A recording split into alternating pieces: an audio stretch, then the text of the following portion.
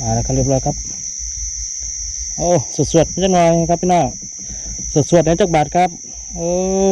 ปรากฏไง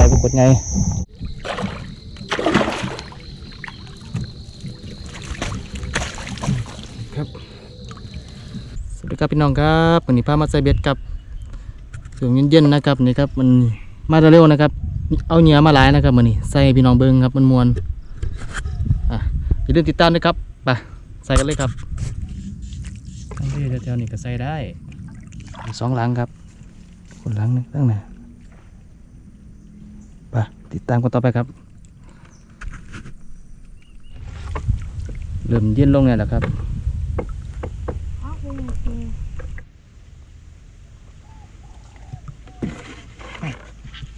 นี่ครับมันลอยสันครับใส่ไปแล้วลอยสันละ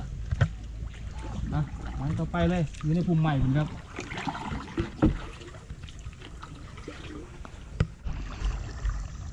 เก็บภาพบรรยากาศครับ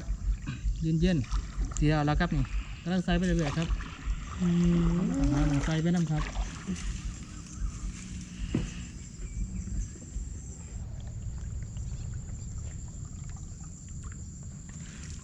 เลยพี่น้องครับวันนี้ใส่หลายเติบครับให้พี่น้องเบิ่งมวนเนาะครับเนาะคือเก่าแล้วครับคอมเมนต์มัก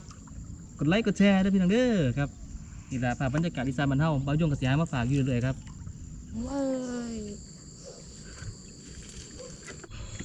ยามกันยาวเลยครับวันนี้ครับใส่ลายครับวันนี้มวนๆเด้อพี่น้องเด้อยามกลับครับครับท้องฟ้าครับมีดาวโอ้ถือปลาคอครับอันนี้นั่นต้นนึงครับนั่นลอยโคลงนี่นะเห็นว่าพูดเห็นว่าพูดอึ๊บเดี๋ยวเขาอยากครับมันเป็นน้ำนี่ครับน้ำมันเยลาบน้ำตัวไหนว่าปลาอีจุนอีกแล้วปลากระสงใหญ่อีกแล้วครับเอาหันเรือมาเนี่ย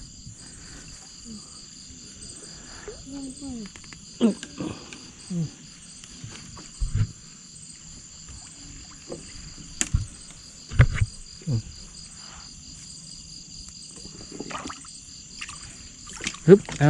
ตัวแรกของเราครับนี่ครับเดี๋ยวครับเด้อหน้าคือปลาเลยหน้าคือแก่เสียครับพี่ครับรุดยางอยู่แล้วก็เลยเสียกันนี่สวม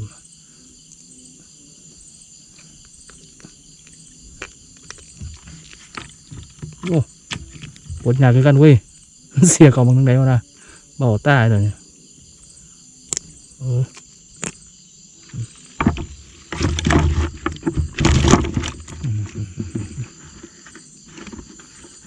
ก็เกิดวิ่งงอเขาจะวิ่งมาปิดนะลูก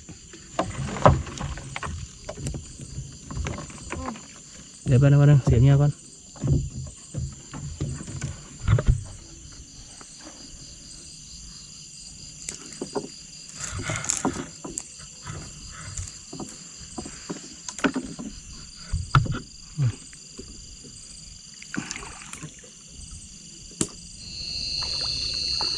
เดี๋ยวป้า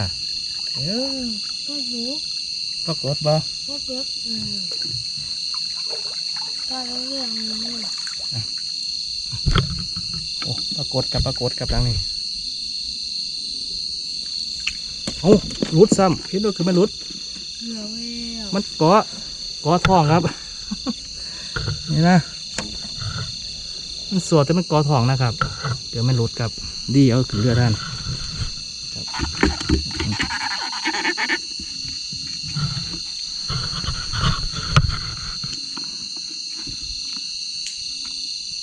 โอ้ยคมแห้งคือปากนี่เจ็บกันเลยนี่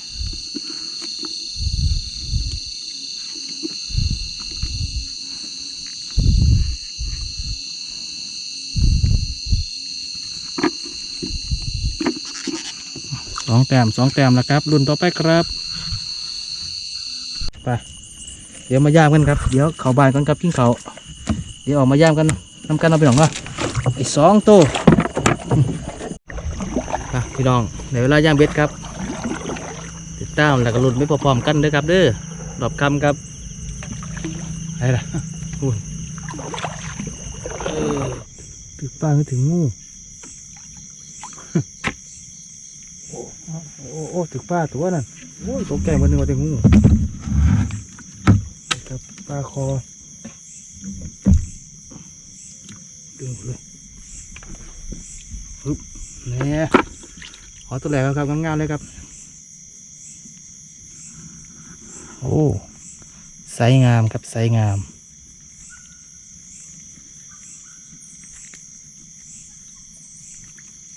บักโมบินห้อง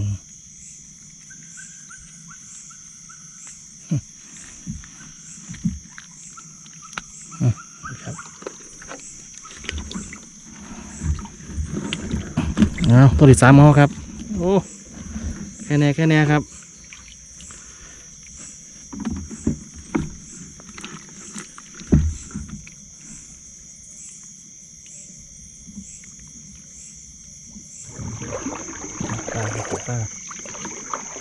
ปลากด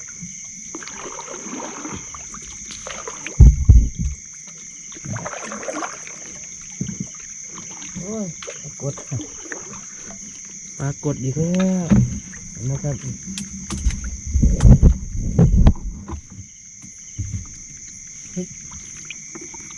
โอ้ยเกิดแมนหลุดนิดเดียวหนึ่ง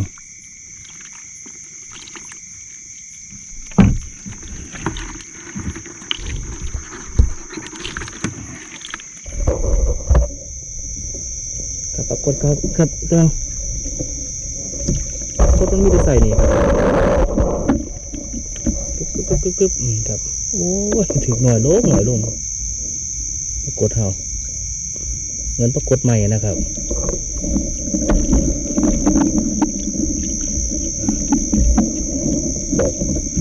กำลังครับปรากฏ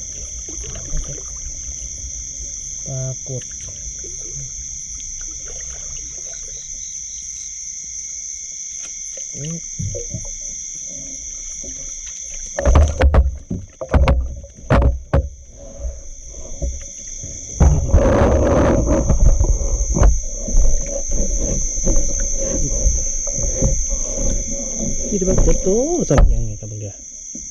ปรากฏใหม่นะครับ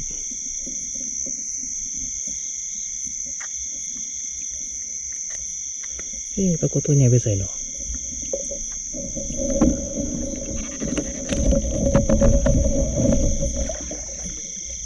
ปลาเสื่อมโอ้โหปลาเสื่อมไงนะครับ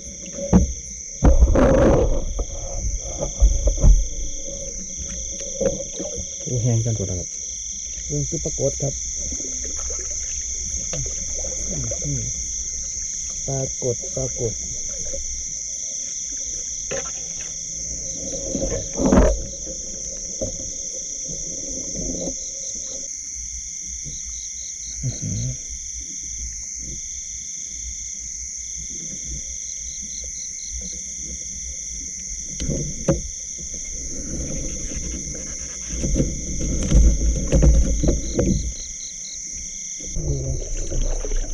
ก็จะมาเทียนโอ้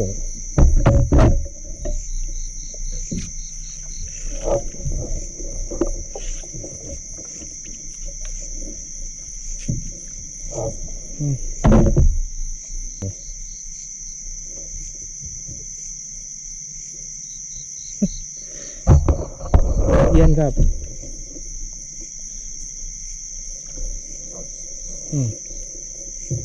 ถึงเย็นยังมากินปลาเข็งเนี่ยครับเย็น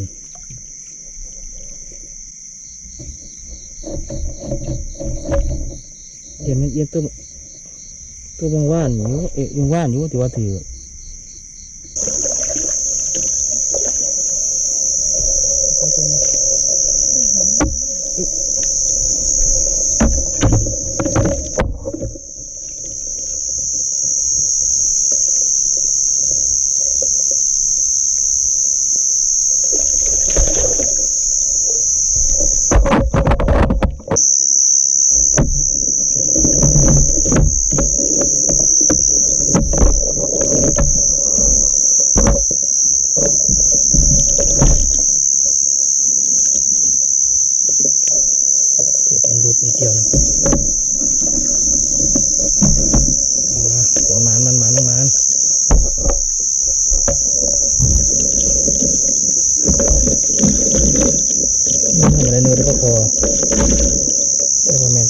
ม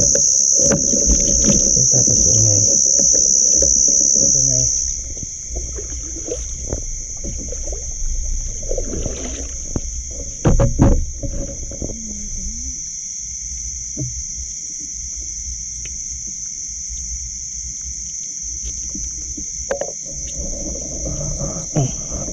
มัน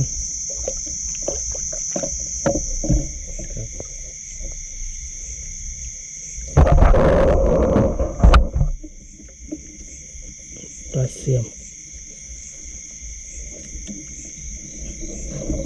น้ำเสนอปลานางจะคุยแล้วครับมีแต่ปลาเสียมนะครับ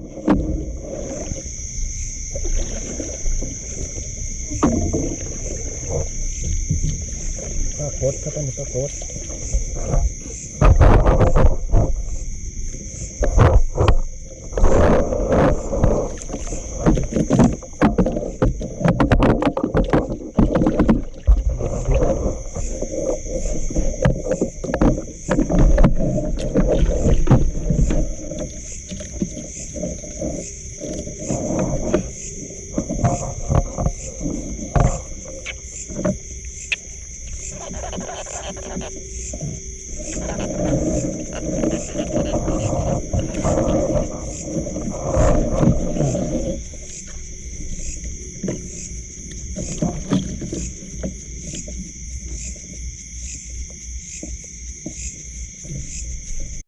ปลาอีกแล้วปะไปเบิ่งกับปลาอย่าง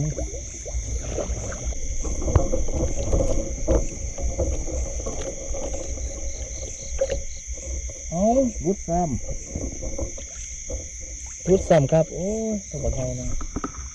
ปลาเสียบไงครับ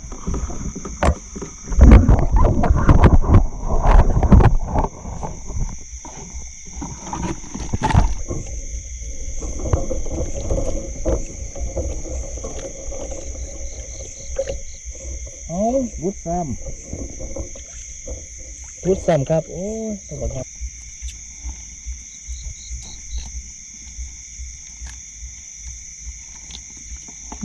มันกินเขียว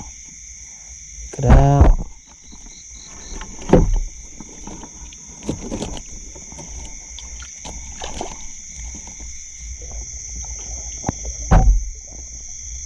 ตะคอครับเราตะคอเอาไงไปเลยครับเด็กกำลังงานใส่นี่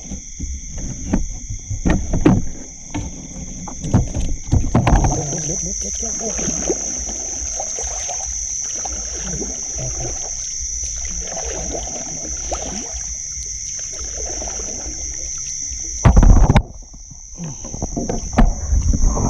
ตะกดไงตะกดไงเ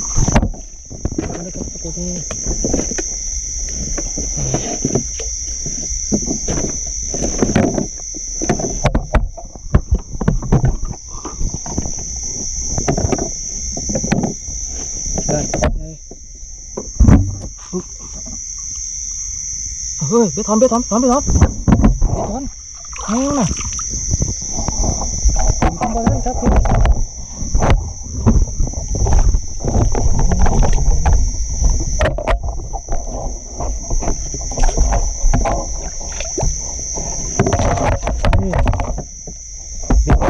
คือแมงบอลท่านครับนี่ครับโอ้กดไง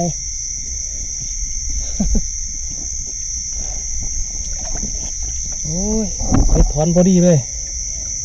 เบิ่งครับปาดพี่น้องเลยโอ้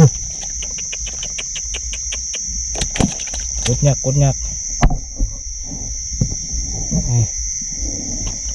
เต็มปากเลยครับผมสวดทั้งทุ่งพี่น้องเบิ่งก็เด้อแม่นบ่แม่นอยู่ขนาดเฮ็ดทอดตื่นวางเด้อครับดีๆเด้อครับเด้อโอ้ยอย่า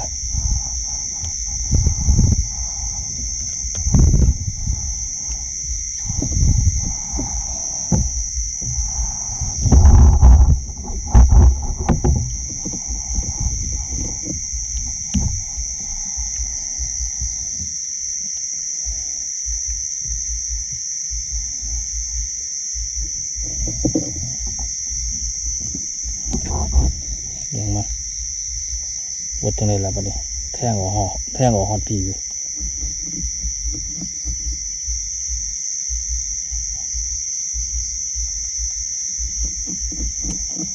มาแล้วครับเรียบร้อยครับโอ้สดๆไม่จังหน่อยครับพี่น้อง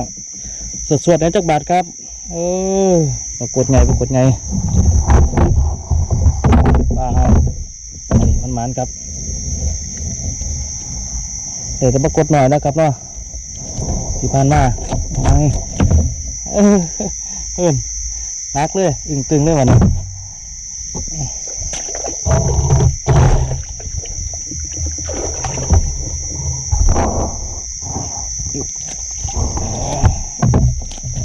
มันเหมือนนี้ครับ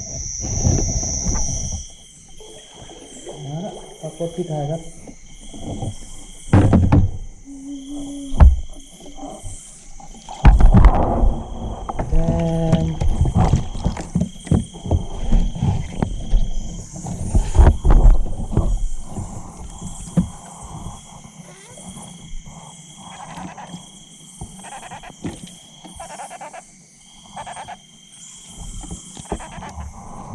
ดูเขาปรากฏไงไปอะไร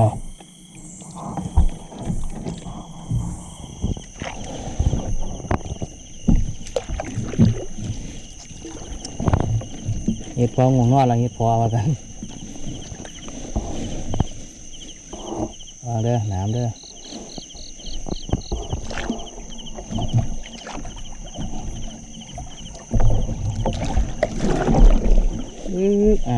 นะครับครับอะไรพี่น้องโอ้หายเติมกันมาหนึ่งวันครับมีตัวงามครับปรากฏไงเดี๋ยวเบื้องสองมาหลุนก็ต่อครับที่สีที่หนึ่งแล้วครับกลับบ้านแล้วครับ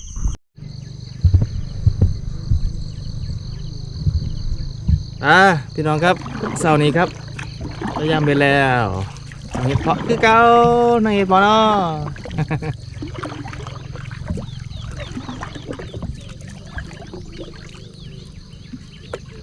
ครับบางคืนนี้ย่ามเบ็ดแบบมวนเลยเนาะครับเนาะโอ้ถึกป้าทั้งป้ากดไง ถอนเบ็ดเนาะป้าคอป้าอีต้นนะครับปานะป้าเสื่อมป้านางป้าตันได้อยู่กับมือนี่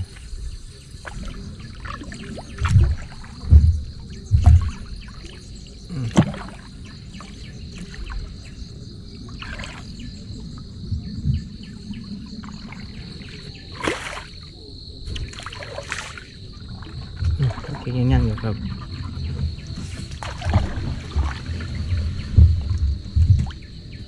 เดี๋ยวล้างหน้าจุ่มปอดจะว่าถือว่าเอาอยู่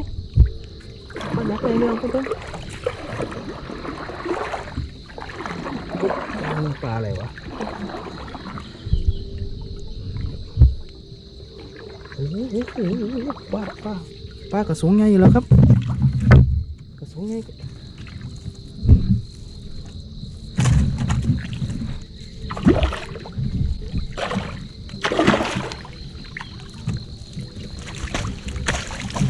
ครับ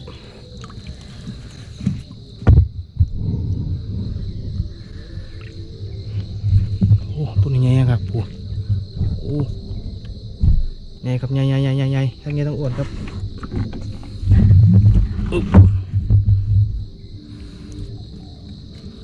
พี่ครับเกี่ยวเขานี่โอ้ดิมันครับยังไงเลย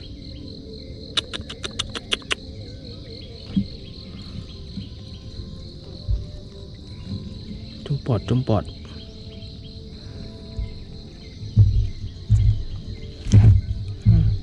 ปวดหยานะครับ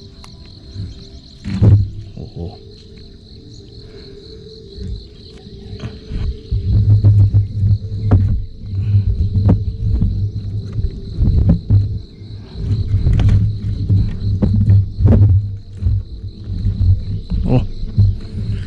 มาได้เสาเลยครับมื้อนี้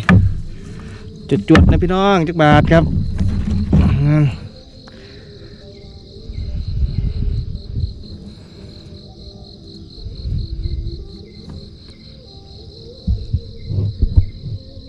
เพาะ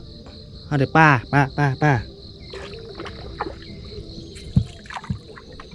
เดินนาพอใหญ่ซิงลี่ครับเล่ากับมาใส่เบ็ดคือกันกับเมื่อวานนี่ที่ใส่ที่มาเสียบน้ำกันนะครับเสียบคู่กันไว้กระย่ามพยามันครับซึ่งเขาสิบรักของกันนะครับ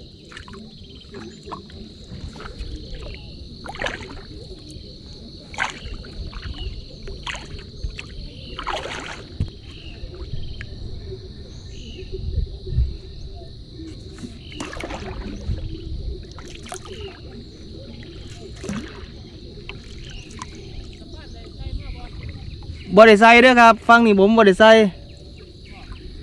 อันนี้ตัวนี้อันนี้ป้าหยังไงเนี่ยหลังนี้อยู่วะฮะ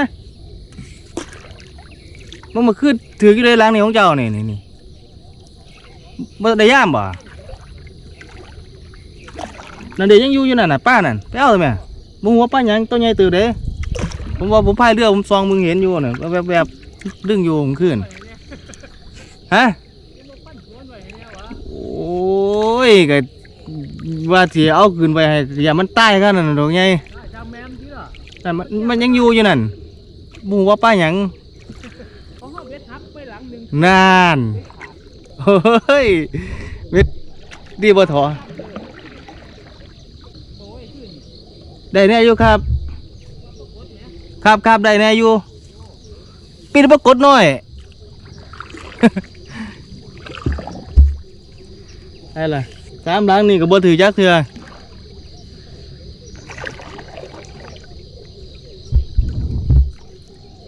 บ่จมปอดนะเบิ่งนี่บ่ตอนน่ะเช้า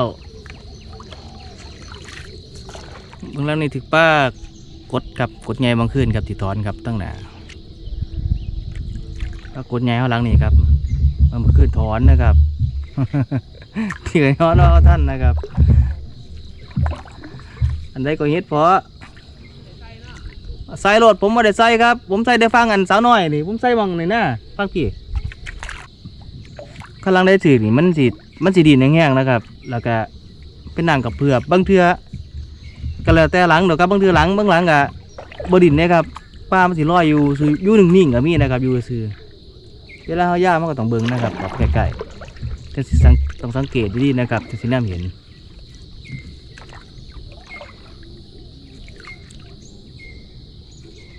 แถวนี้เฮาอยู่ไหนแถวนี้ก็เงียบมิดจีดี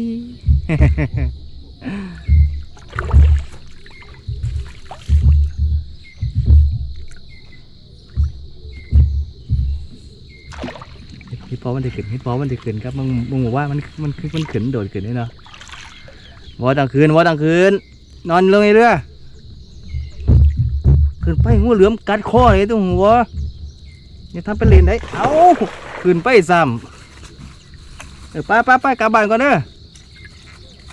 โอ้ยหมาโดดขึ้นเรือซ้ำขึ้นจากเรือครับเฮ็ดเพาะว่าเป็นอย่างต้องนาถือครับได้มาเห็นหนวดคือทรงจะเป็นปรากฏครับ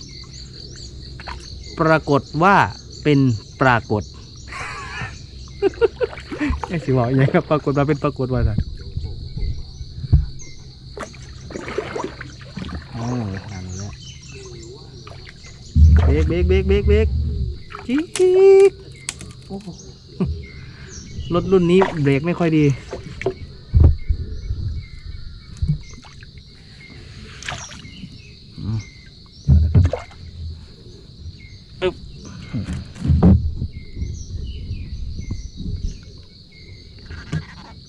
ปรากฏครับปรากฏ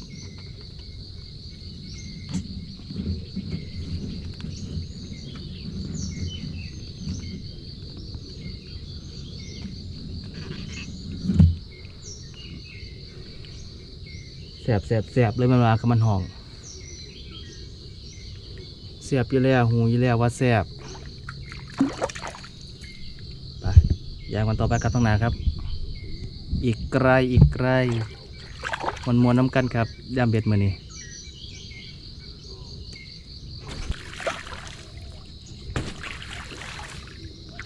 เงียบมิดซิลีแต่แดงว่าบ่มี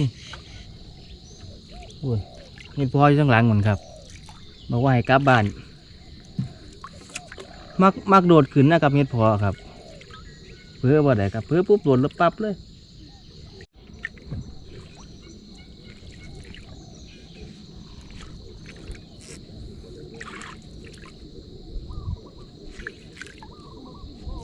ฮะ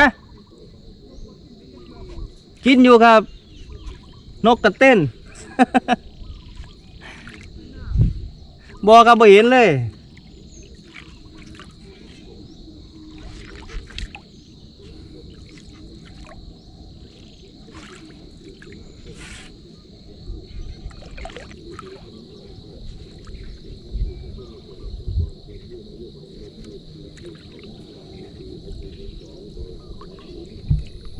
เดี๋ยวมันหล่นแถวฟังสั้นมั้งครับอันนี้ฟังสั้นบางมาขึ้นก็ได้แต่ละล่า3ตัวครับปลาคอปลากดแล้วก็ปลาเสื่อม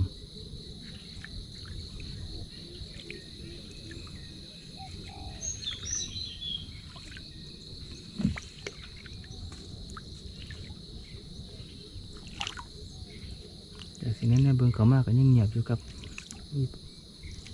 ปลาเข็งอยู่ปลาเข็งเก่าเหลือยังดิน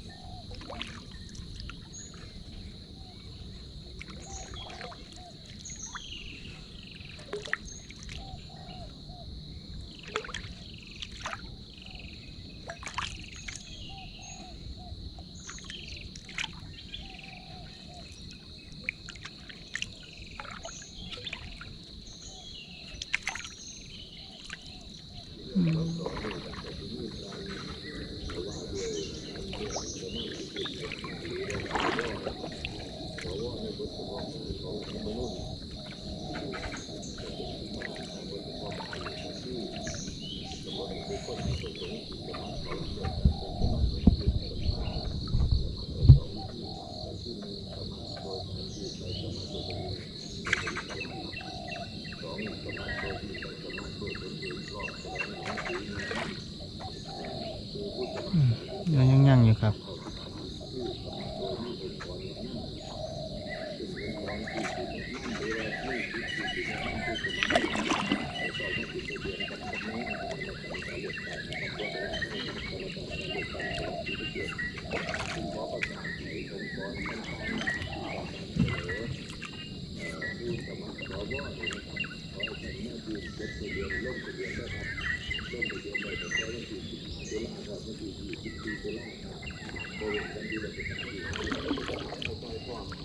นี่ครับ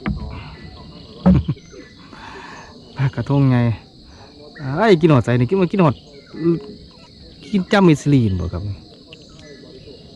โอ้มิสลีเลยแบบนี้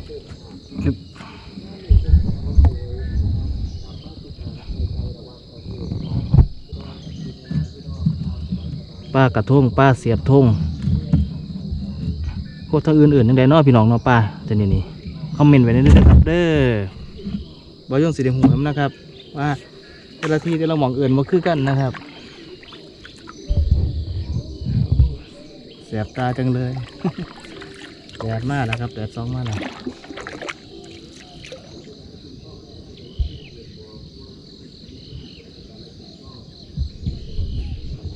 นี่หอดนกหมดครับนกไก่หน้าไง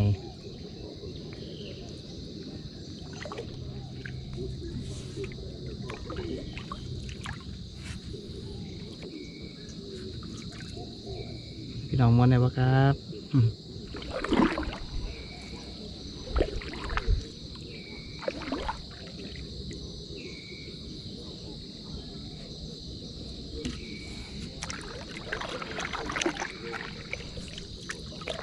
ว่าถูกครับ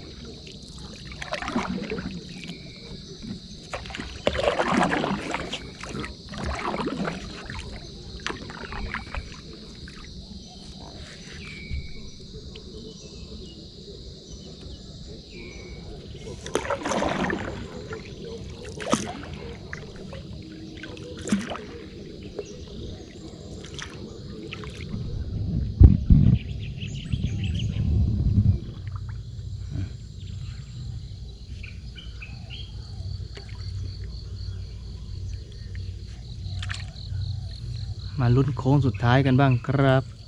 เป็นจังไดถือว่าโต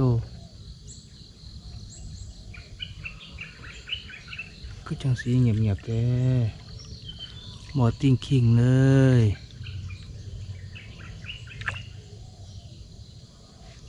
หมอติ้งคิงเลยบอกพี่น้องนี่เนี่ยบอมิดซีรี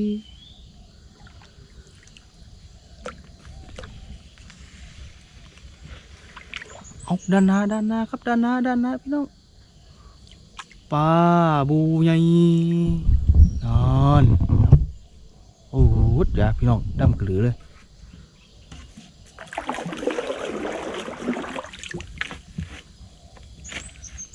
เอา2 หลังตีเลย2 หลังตีเลยเรื่องกันครับเดี๋ยวสิรถเพราะมันสิรถเบ็ดแล้วนะครับปากมันดันหน้ากระติดครับหลังดันหน้าเฮ้ยเกิดไม่รถปากครับขอปากทีเดียวเอง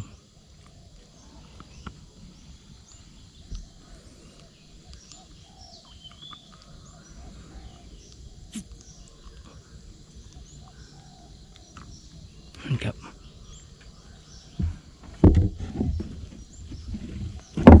โกมี13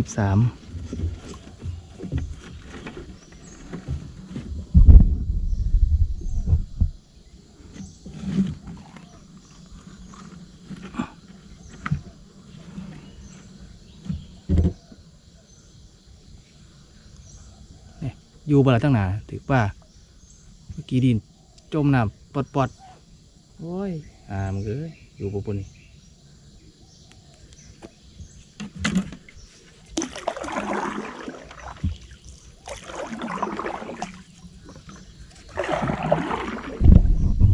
ล้างนี้ครับนี่ป้าเอียงฮะปลาบูอีกแล้ว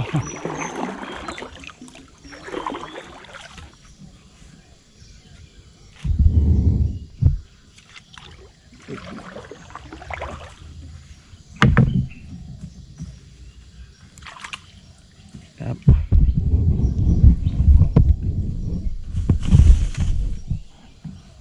ปลาบู2 ตัวติดเลย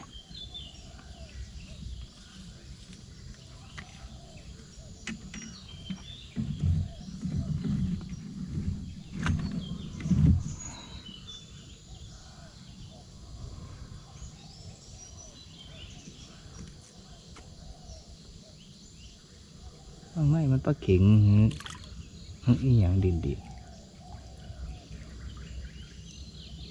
มันจะเป็นปลาเข็งครับ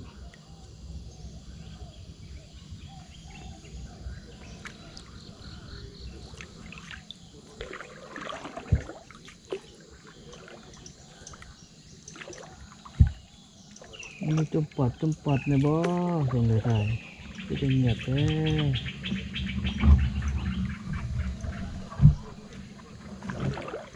ย่ำหลังไหนก็คือจะมีซีรี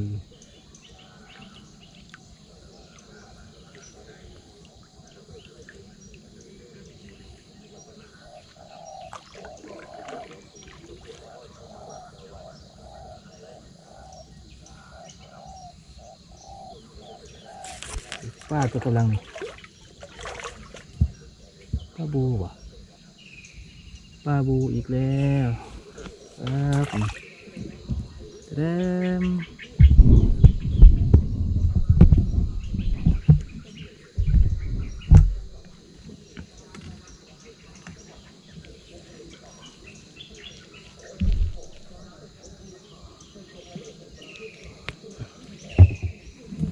ช่วงท้าย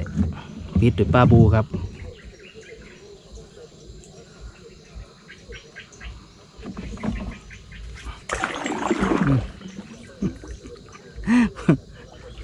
ผู้ใดเอาใหม่ขึ้นเรือให้พ่อผมครับสงสัยสิพร้อมไปจีเอาจัง อยากกินปิ่งป้า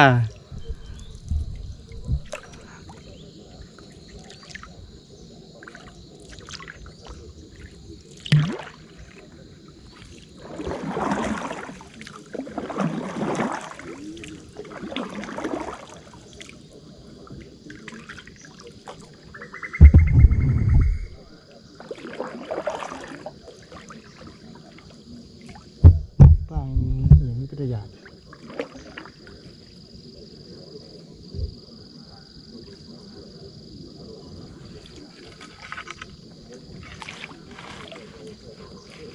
ปลาบู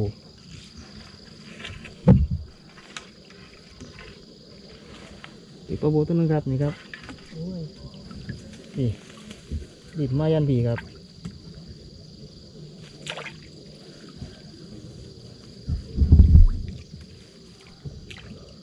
หมดขั้นขึ้นค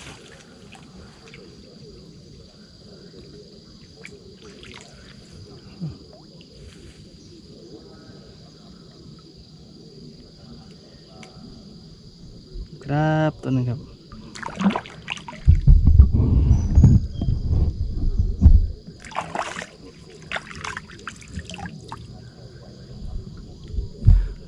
ปลาบูหลายครับเท่านี้ปิดท้ายครับปลาบูเอาละครับวันนี้ครับเดี๋ยวพยายามกลับละครับมองขึ้นย่าหมดเกือบตีหนึ่งนะครับเบ็ดนะครับย่ามาเรื่อยๆครับตือป้ากดไง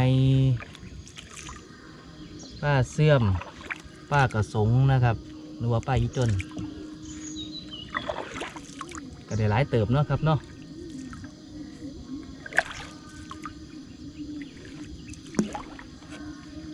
เดี๋ยวครับวิธีสารพื้นบ้านนะครับในบรรยากาศช่วงเศร้าๆนะครับ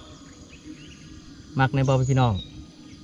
เขาเป็นมักก็อย่าลืมซอยกดไลค์เด้อกดแชร์ผมน้ำแน่ด้วยพี่น้องเด้อนี่ครับกดไลค์กดแชร์แล้วก็กดติดตามมาผมน้ำแน่ด้วยครับที่สำคัญคืออย่าลืมกดกระดิ่งด้วยพี่น้องเด้อกระดิ่งครับเพื่อสิบ่ได้พลาดคลิปใหม่ๆของบ่าวโย่งสีลงแต่ละมือนะครับเนาะพอจะลงปุ๊บดิ้งปุ๊บเปิดกันไปเบิ่งเลยครับคลิปดีๆมาอีกแล้วอยู่ให้กินแบบมันหมานนะครับเห็ดปอเฮาแล้วโดดลงครับฮอดหมองเก่านี่โดดตลอดได้ครับเดี๋ยวเทื่อหน้าเฮาต้องแบบว่าพายไกลๆเนี่ยจังหน่อย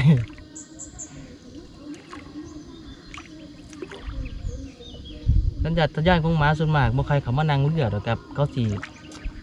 เขาปลานะครับมักเขาปลามักประจนไผ่เป็นสันนะครับแล่นหายังกระแดกครับพอว่าพอกระซ่ามันเป็นความมักของมันนะครับ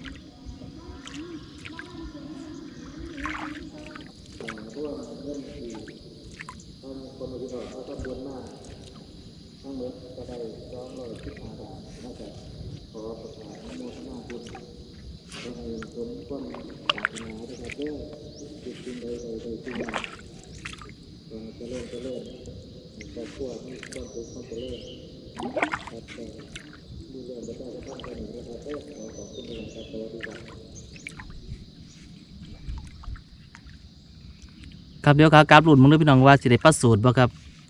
ปลาสูตรนะครับส่วนเขาเสานะครับสิมาสูตรปลาเก่งหน่อยเอาบ่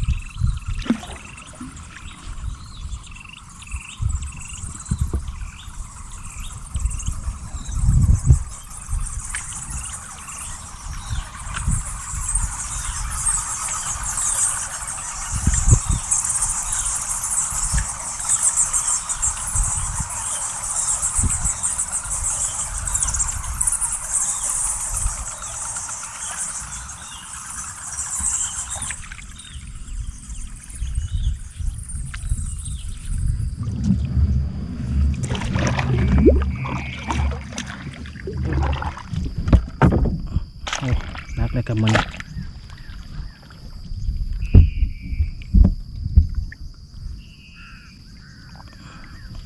โอ้โหนักยกมาขึ้นแล้วครับมีต้มง่าพี่น้องเบิ่งครับเป็นไรน้อพี่น้องครับมวนในบ่อเหมือนนี้ครับได้ป้าหลายนะครับหลากหลายป้านะครับ มีแต่ตัวงามใครเป็นมากไก่ลืมซอยก็ไลค์ก็แจ้ให้เบาโยกน้ำแน่เด้อพี่น้องเด้อเพื่อเป็นกำลังใจในการถ่ายทำคลิปใหม่ๆให้พี่น้องเบิ่งคือเก่านะครับสำหรับวันนี้ผมก็ต้องลาไปก่อนสวัสดีครับลาสันครับมัน